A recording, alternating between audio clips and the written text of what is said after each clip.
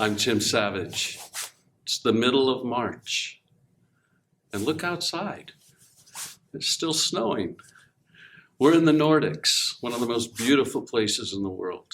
And according to recent surveys, a place where the happiest people live, the most livable countries.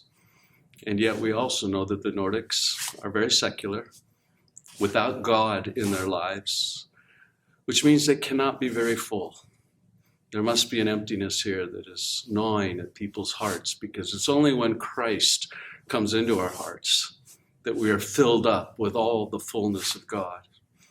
And I'm a member of the Council of the Gospel Coalition Nordics, and it's such a blessing to be a part of what God is doing here. I would say a small part, because I don't live here full time, but I'm so grateful that I get to visit often.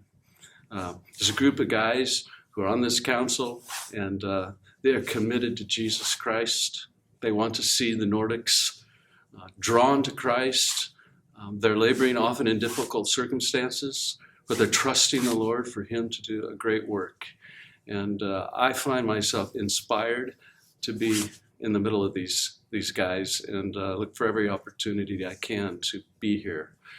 You know, God has done great work in the past in many parts of the world. He's brought revival, He's brought awakenings, He's brought reformation. And many of us think that the time is ripe for a work of God of that kind in the Nordics. We're praying for it. We're asking God to send His Holy Spirit amongst us here and do a work that will glorify Him in a big way. And I think probably the goal of all of us is that Jesus Christ would be magnified, as Paul says, in my body, whether by our life or by our death.